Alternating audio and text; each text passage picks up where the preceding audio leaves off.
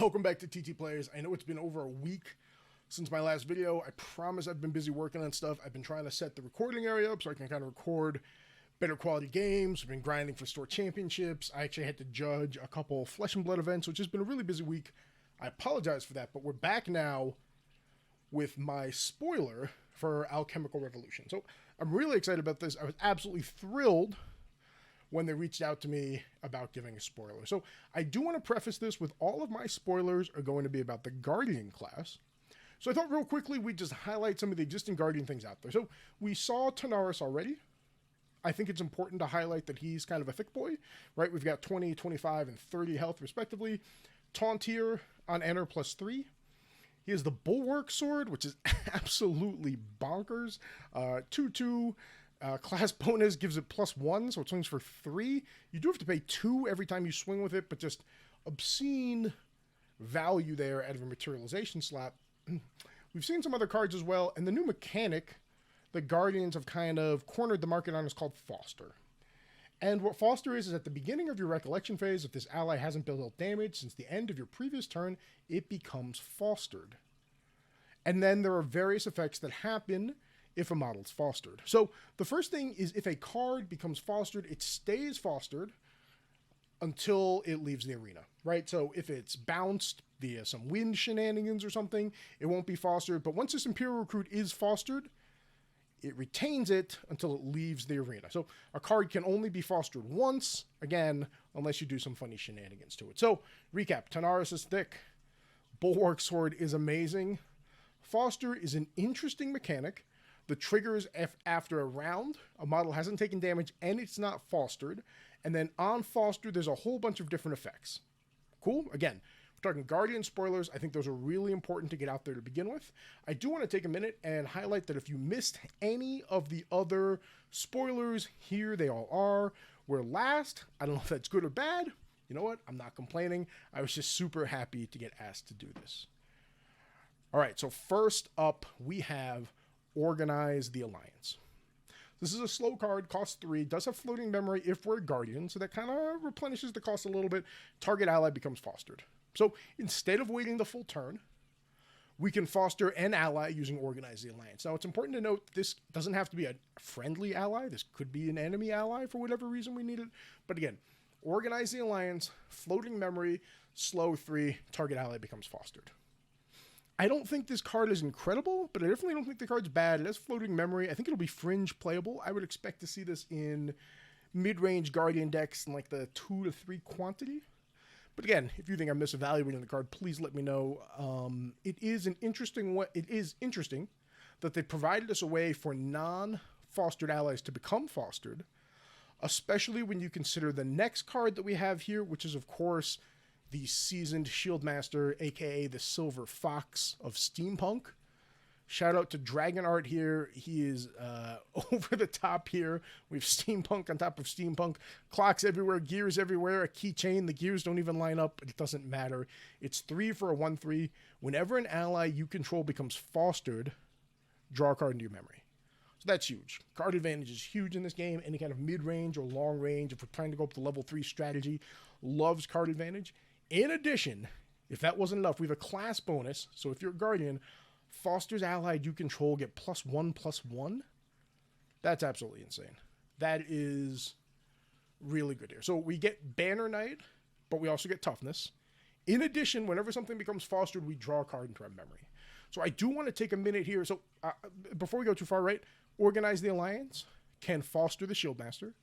If we foster the Shieldmaster, what happens? Well, we're going to draw a card into our memory. And in addition, the Shieldmaster is going to go to a 2/4. Also important to remember the timing of Foster normally is beginning of Recollect, which means at the end of Recollect, anything that we naturally or normally fostered from Shieldmaster, we're going to then draw into our hand for that turn. So I do want to take a look at some of the foster cards that have been spoiled, especially when we consider them with the Shieldmaster, because he's an important piece, but he's only as good as your fostered allies that we're going to represent. Here in Wind, we have the Recruitment Officer, right? We have a 1/3 foster. Look at the top 5 cards of your deck. Choose an ally. Put one into your hand, the other one below. I think this is really cool because we have a bunch of different value here. We're going to get to trigger those two and order them. So, you know, I'm going to look at the top 5, pick the ally that I want, and then I'm going to draw one into memory, or vice versa. If you already know what's on top, do it on idle thoughts or something. So I like the double card value that Recruitment Officer within the Shield Master is going to grant us. We have the Awakened Frostguard, which I think was described in a cooking recipe as 2 parts Frostborn Paladin. And this is insane advantage if you can somehow trigger all of these. When it fosters, you can banish 2 cards with floating memory from your graveyard. For each card, we're going to get a buff counter, and we're going to get a draw card. So if in this magic Candyland world, we've hit all of these things, the Frostguard's going to get 2 buff counters, moving it to a 3/4. The Shield Master is going to give it +1/+1, moving it to a 4/5. We're going to draw 2 cards off the Frostguard, and then the Shield Master is going to draw 1 card into memory. That is absolutely insane. Oh, and by the way, it has Vigor. There's so much value there if you can meet all of those requirements. We have the Forge Light Shield Maiden. Obviously, just as native foster, and then on foster, basically creative shock, minus the 2 damage, so draw 2 and discard. If a fire element was discarded, it gets a buff counter. So again, great value there, right? Draw 2 cards, discard. We just a fire card, we get a buff counter, bumps it up to a 2/3.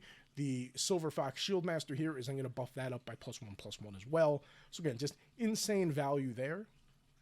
And then we have the Novice Mechanic, which is one of the other ones they summoned, an automated drone token. That's fine, but it's just 2. But if it's 2 for draw a card and a 2/3, all of a sudden we're really above rate. So again, the Silver Fox Shield Master, the king of steampunk, to me just provides absolutely insane value. And I cannot wait to start building decks for them. I've been like fervently looking at all the other streams, Guardian spoilers, trying to think of how you can play Shield Master. I think this card is going to be absolutely incredible. Now, the last card we have to talk about is Blazing. Oh, I'm sorry, I forgot the Imperial Recruit. The Imperial Recruit we saw in the Alchemical Revolution gets us +1 if it's fostered, which obviously makes it a 2/3, and then we're going to make it a 3/4 with Shield Master. Again, really good value for a 2-cost normal ally. So I do kind of think those are going to go hand in hand. So again, the next card we're going to talk about is Blazing Charge. 2 for 3. Class bonus gets you +2. That's a 2 for 5. That is absolutely insane. Now there's some other text in the card, and I guess we'll go over that.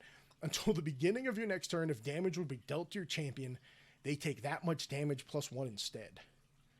Reckless Abandonment for crushing momentum. So I do consider myself a member of the Fire Nation. I have Zhang Zhang for my avatar, if any of you seen me on Discord or Facebook. I played Fire Xander in Ascent, and I'm likely playing Fire for the upcoming Store Championships. So when I was given Blazing Charge to spoil, I couldn't think of anyone better to ask about it than the Crown Prince of the Fire Nation himself, Zuko. So, Crown Prince Zuko, thanks for joining us. I do want to know, though, what do you think of Blazing Charge? Hey T, Zuko here. The Fire Nation is super excited to add Blazing Charge to its arsenal. Blazing Charge embodies the Fire Nation way of high risk, high reward. So join the Fire Nation, play Blazing Charge, and help us find the Avatar.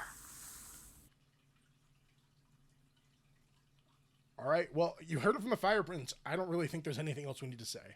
I do think this kind of embodies that Fire playstyle of high risk, high reward. I do think this is absolutely insane when you combine it with the weapon. Basically, you're paying 4 for 8, which is just a whole lot of smack. We can start it early on. Yeah, there is a little bit of a negative if you Poison Dagger yourself. And Poison Dagger might be one of the most powerful materialization cards out there. But again, I think the upside for this card is amazing. I think we're going to see 2 to 4 of these in decks. Maybe there's a Guardian aggro deck out there that just goes face hard all the time. Maybe it's just used to kind of put people away late game. Again, that 2 for 8 swing just being huge, kind of coming in over the top. So I'm really excited about Blazing Charge. Prince Zuko said we should be excited about it. So hey, if you're a member of the Fire Nation, I expect you to be sleeving up and playing Blazing Charge. I do want to thank the Weebs of the Shore for giving me this opportunity to spoil these cards to you. I hope you enjoyed the spoilers. I'm going to leave them up in a little bit here with some royalty-free lo-fi so you guys can take all the images you want. Thank you so much for watching. Any likes and subs are greatly appreciated. And until next time, everyone, cheers and happy gaming. Also, don't forget to find the Avatar.